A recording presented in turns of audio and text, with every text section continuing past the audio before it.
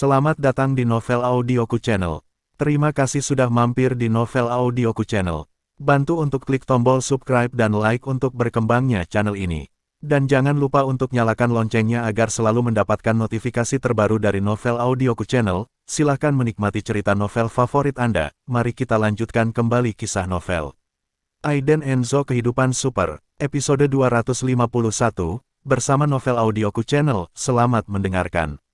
Masih bersama Novel Audioku Channel, mari kita lanjutkan. Di bagian langit dan bumi ini, niat membunuh ada di mana-mana, menambah suasana dingin di malam hujan ini. Merancang, dengan perintah, semua orang berkumpul, bersenjata lengkap, membuka pintu mobil dan masuk. Aiden Enzo dan Tergio Ziso juga masuk ke dalam mobil, dan mobil mulai menyala. Setelah beberapa saat, lebih dari selusin kendaraan hitam, membawa orang-orang ini, mengikuti Land Rover di depan, keluar dari pabrik lembaran besi, dan langsung menuju restoran Yingfeng di kota Luofeng. Seluruh langit sangat gelap, angin merusak pepohonan di sekitarnya, dan guntur bergemuruh seperti langit akan runtuh. Di bawah hujan lebat, satu demi satu mobil menerobos tirai hujan, menghancurkan genangan air, dan bergegas ke tempat tujuan. Kota Luofeng, restoran Yingfeng, hujan badai telah tiba. Pada saat yang sama, di halaman kecil yang mewah di suatu tempat di Sikeng, distrik Dajiangnan. Klik, guntur dan kilat biru langsung menembus langit malam, menerangi seluruh halaman kecil. Base camp Gareth Dion di distrik Dajiangnan. Itu juga tempat dia tinggal. Saat ini, di bawah hujan yang begitu deras, seluruh halaman tampak dingin. Mansion Gareth Dion adalah halaman loteng mewah dengan rasa antik dan batu bata hijau dan ubin hitam. Ada juga paviliun, teras sharing, bebatuan, dan air mengalir di halaman, yang sekilas bernilai banyak uang. Di halaman saat ini, di bawah tirai hujan, dua sosok yang memegang payung hitam bergegas di malam hari dan bergegas ke aula dengan tergesa-gesa. Terkunci, payung ditinggalkan di depan pintu sebelum sempat diambil tepat waktu. Dua pria basah kuyup berdiri dengan cemas di pintu masuk aula, dan pengurus rumah tangga di seberang berteriak, "Nyonya, apakah Anda sudah tidur?" Pengurus rumah mengangguk dan berkata, "Kamu baru saja tertidur belum lama ini, apa masalah mendesakmu?" Kedua pria itu saling memandang, patah hati, dan berkata kepada pengurus rumah, "Tolong beritahu pengurus rumah, beritahu wanita itu, katakan saja, sesuatu terjadi." Kepala pelayan mendengarkan, terdiam sejenak, dan bertanya, "Apakah ini mendesak? Anda juga tahu bahwa Nyonya sedang sakit kepala, dan Tuan Dion memberitahu kami sebelum pergi bahwa tidak ada yang serius. Jangan menghalangi istirahat Nyonya, jika Nyonya marah, baik Anda maupun saya tidak dapat menanggungnya." Setelah mengatakan itu, pria itu hendak bergegas masuk. Pelayan segera menghentikannya, dengan wajah cemberut, dan berkata, "Sombong. Anda bisa masuk ke kamar Nyonya. Tunggu di sini, saya akan lapor." Petik 2. Pria itu mengangguk dan buru-buru meminta maaf, "Saya ceroboh, terima kasih pelayan Dion, saya juga berharap Anda cepat dan melapor." Pelayan Dion menatapnya dengan dingin, lalu berbalik dan naik ke lantai 2. Dalam 5 menit, kedua bawahan Gareth Dion terus berjalan bolak-balik seperti semut di wajan panas. "Apa yang terjadi? Apa yang terjadi di venue? Datang padaku selarut ini." Tiba-tiba, suara wanita yang serius dan agung terdengar dari tangga di lantai 2. Kedua pria itu mendongak dan melihat Nyonya Dion berjalan turun dengan dukungan pengawal, yang sedang tidak mood. Istri Gareth Dion, seorang yang kuat di distrik Jiangnan, Mei Andreas.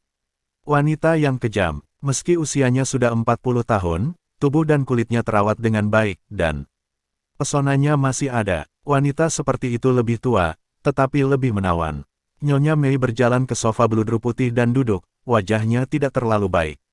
Baru-baru ini, masalah lama sakit kepala kambuh, dia tidak bisa tidur di malam hari, dan dia tidak bertenaga di siang hari. "Bu, sesuatu terjadi. Beberapa tempat kita telah ditutup." Seorang pria melangkah maju dan berkata dengan wajah panik dan gelisah. Nyonya Mei menopang dahinya, dan pelayan di belakangnya menggosok pelipisnya. Dia berkata, "Minta saja seseorang untuk menjaga tempat-tempat itu. Bukankah Tuan Dion memberitahu Anda tentang hal-hal ini sebelum dia pergi?" Kemarahan kecil. Pria itu buru-buru berkata, "KTV, dan ruang biliar di kota barat, atau 3 klub malam dan bar di kota utara, total 9 tempat ditutup hanya 10 menit yang lalu." Nyonya itu segera menarik tangan pelayan itu, kemarahan melintas di wajahnya, dan dia bertanya, "Ada apa?" Mengapa begitu banyak tempat ditutup, dan itu yang paling menguntungkan? Pria itu juga sangat tidak berdaya, dan berkata, Bu, kami tidak tahu situasi spesifiknya. Tiba-tiba saja diblokir tanpa pemberitahuan. Hati Mei Andreas bergetar, masalah ini agak tidak biasa.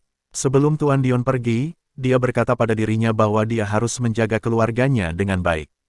Sekarang, 9 tempat diselidiki sekaligus, berapa kerugiannya? Setidaknya puluhan juta. Begitu, aku akan menghubungi saudara Paul. Mei Andreas meminta steward Kian untuk membawa ponselnya tanpa penundaan, dan segera memutar nomornya. Setelah beberapa bunyi bip, telepon tersambung. Di wajah Mei Andreas, ada rasa dingin dan pucat yang mendung, dan dia segera mengubah senyumnya dan berkata dengan sedikit pujian, Saudara Paul, bagaimana situasinya? Mengapa Anda tidak menyegel tempat kami terlebih dahulu, dan menyegel begitu banyak di sekali? Ada acara. Di ujung lain telepon, terdengar tawa samar, dan berkata, Nyonya Mei, apa yang kamu bicarakan? Kami melakukan bisnis dengan serius. Wajah Mei Andreas menjadi gelap, tetapi dia masih tersenyum dan berkata, Saudara Paul, apa yang kamu bicarakan? Agak sulit untuk membicarakannya, bagaimana Anda bisa mengatakan, Anda dan Tuan Dion kita juga berteman, mengapa Anda tidak memberitahu saya sebelumnya? Kata-katanya sangat lembut, tetapi ada rasa bertanya. Nyonya Mei, apakah kami perlu memberitahu Anda sebelumnya ketika kami melakukan sesuatu?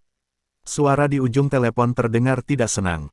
Kali ini, kulit Mei Andreas benar-benar berubah. Saudara Paul ini pasti menyembunyikan sesuatu dari dirinya. Saudara Hai, dapatkah Anda memberitahu saya siapa yang mengacaukan Tuan Garrett? Mei Andreas adalah orang yang cerdas, dan segera memahami kepentingan yang terlibat. Ada keheningan di ujung telepon, lalu merendahkan suaranya, dan berkata, Nyonya Mei, bukannya saya tidak membantu, tapi kali ini, saya khawatir Tuan Dion tidak bisa bersembunyi. Dia memprovokasi orang-orang yang tidak boleh diprovokasi di kota Luofeng. Saya juga menerima pemberitahuan, jadi tidak ada yang bisa saya lakukan. Apakah Tuan Dion menyinggung seseorang? Mei Andreas panik. Tepat saat ini, di luar halaman. Bentak, bentak, suara sol sepatu bergegas menginjak genangan air bergema di seluruh halaman. Klik. Memanfaatkan tren tersebut, sambaran petir di langit langsung menghantam pohon osmanthus di halaman, dan langsung terbakar. Orang-orang itu juga terkejut, memandangi pohon osmanthus yang menyala, dan bergegas ke aula tanpa mengabaikan langkah mereka. Nyonya, saudara-saudara kita di Sikeng ditekan. Beberapa orang yang datang kali ini berdiri di pintu dengan darah berlumuran di tubuh mereka. Mei Andreas mengerutkan kening ketika dia mendengar ini, dan berkata dengan gugup, apa yang terjadi?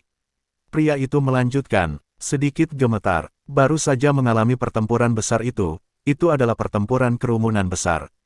Dia, yang telah bersama Tuan Dion selama 7 atau 8 tahun, belum pernah melihat begitu banyak orang, bersenjata lengkap, tidak takut hidup dan mati, dan efektivitas tempur mereka sangat eksplosif.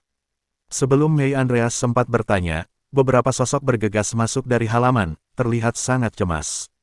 Bu, saudara-saudara di pabrik pasir besi sudah dikepung. Saudara-saudara di Jalan Beihe semuanya musnah. Saudara-saudara di pabrik Nansha sudah pergi.